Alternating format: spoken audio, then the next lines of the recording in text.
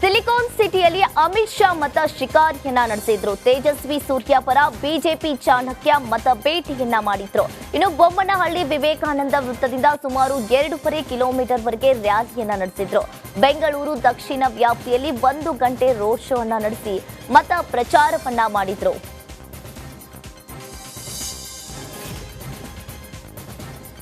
Republic ಕನ್ನಡದ ಜೊತೆ ಕೇಂದ್ರ ಗೃಹ ಸಚಿವ ಅಮಿತ್ ಶಾ ಎಕ್ಸ್ಕ್ಲೂಸಿವ್ ಆಗಿ ಮಾತನಾಡಿದ್ರು. ಸಂಪತ್ತು ಹಂಚಿಕೆಯ ಬಗ್ಗೆ ಜನ ತೀರ್ಮಾನಿಸುತ್ತಾರೆ.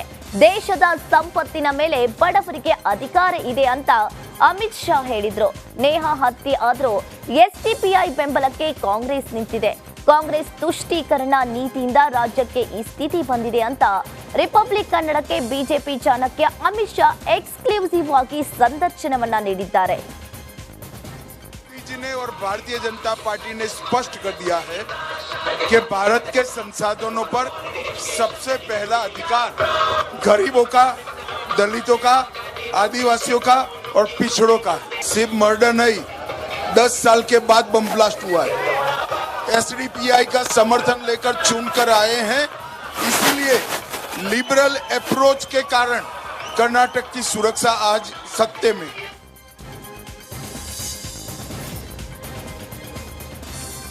ನೇಹಾ ಹಿರೇಮಠ್ ಕೊಲೆಯಾಗಿ 4-5 ದಿನಗಳೇ ಆಯಿತು. ನಿರಂಜನ್ ಹಿರೇಮಠ್ ನಿವಾಸಕ್ಕೆ ಸಚಿವ ಎಚ್.ಕೆ. ಪಾಟೀಲ್ ಭೇಟಿ ನೀಡಿ ಸಾಂತ್ವನವನ್ನ ಹೇಳಿದ್ರು. ಈ ವೇಳೆ ಎಚ್.ಕೆ. ಪಾಟೀಲ್ಗೆ ಸಿಎಂ ದೂರವಾಣಿ ಕರೆ ಮಾಡಿ ನೇಹಾ ತಂದೆಯ ಜೊತೆ ಸಿಎಂ ಫೋನ್ ಮೂಲಕ ಮಾತುಕತೆಯನ್ನ ನಡೆಸಿ ನೇಹಾ ತಂದೆಗೆ ಸಿಎಂ ಸಾರಿ ಅಂತ ಕೇಳಿದ್ರು.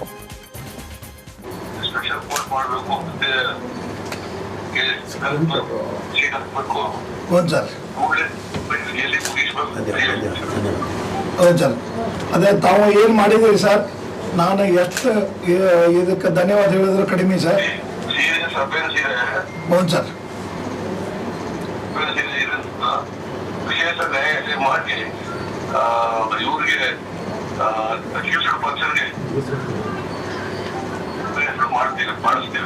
ಆಯ್ತು ಸರ್, ತಾವು ಮಾಡಿದ್ದಕ್ಕೆ ನನ್ನ ಕುಟುಂಬ ಮತ್ತು ನನ್ನ ಎಲ್ಲ ರೀತಿಯಿಂದ ಎಲ್ಲ ಮಠಾಧೀಶರ ಪರವಾಗಿ ತಮಗೆ ಅಭಿನಂದನೆ ಸರ್.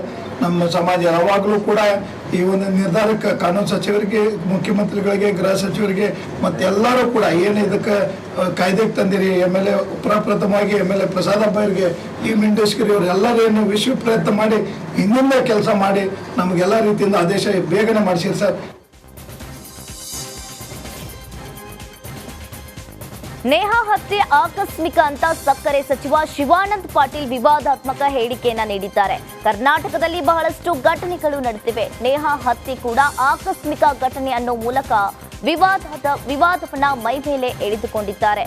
ಆಕಸ್ಮಿಕ ಘಟನೆಯನ್ನೇ ಬಿಜೆಪಿ ಅಸ್ತ್ರ ಮಾಡಿಕೊಂಡಿದೆ ಅಂತ ಆರೋಪಿಸಿದ್ರು. ನಿನ್ನೆ ಮೊನ್ನೆ ಆಕಸ್ಮಿಕ ಯಾವುದೋ ಒಂದು ಘಟನೆ ಆದ್ರೆ ಅದನ್ನೇ ಚುನಾವಣೆ ವಿಷಯ ಮಾಡ್ಕೊಳಿಕ್ ಹೊಂಟಾರೆ. ಇವತ್ತು ಇಡೀ ಬಿಜೆಪಿ ಅವರು ಇವತ್ತು ರಾಜ್ಯ ತುಂಬಾ ರೋಡ್ ಮೇಲೆ ಇದ್ದಾರೆ. ಪತ್ರಕರ್ತರು ಬರದೇ ಬರೀತಾರೆ ಅವ್ರ ಬಗ್ಗೆ. ಇಂಥ ಘಟನೆಗಳು ಆಕಸ್ಮಿಕವಾಗಿ ಕರ್ನಾಟಕದಲ್ಲಿ ಬಹಳಷ್ಟಾಗಿ ಧೋರಣೆಯನ್ನ ಅನುಸರಿಸ್ತಾ ಇದೆ. ಕಾಂಗ್ರೆಸ್ ಕಾರ್ಪೊರೇಟರ್ ಮಕ್ಕಳ ಹತ್ಯೆಯಾಗಿದ್ರು ಕನಿಷ್ಠ ಸೌಜನ್ಯಕ್ಕೂ ಅವರ ಮನೆಗೆ ಶಿವಾನಂದ ಪಾಟೀಲ್ ಭೇಟಿ ನೀಡಿಲ್ಲ ಅಂತ ಆರೋಪಿಸಿದ್ರು.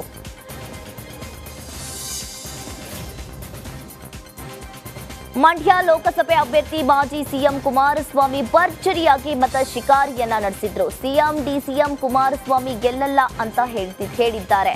ನನ್ನನ್ನ ಸೋಲಿಸುವ ಶಕ್ತಿ ಸಿದ್ದರಾಮಯ್ಯನಿಗೂ ಇಲ್ಲ, ಡಿಸಿಎಂ ಡಿಕೆ ಶಿವಕುಮಾರ್ಗೂ ಇಲ್ಲ ಅಂತ ತಿರುಗೇಟನ್ನ ನೀಡಿದ್ರು.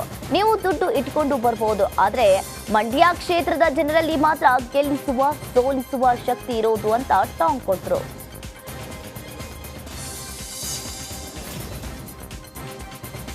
ಸಕ್ಕರೆ ನಾಡು ಮಂಡ್ಯದಲ್ಲಿ ಮೈತ್ರಿ ಅಭ್ಯರ್ಥಿ ಎಚ್.ಡಿ. ಕುಮಾರಸ್ವಾಮಿ ಅಬ್ಬರದ ಪ್ರಚಾರವನ್ನ ನಡೆಸಿದ್ರು.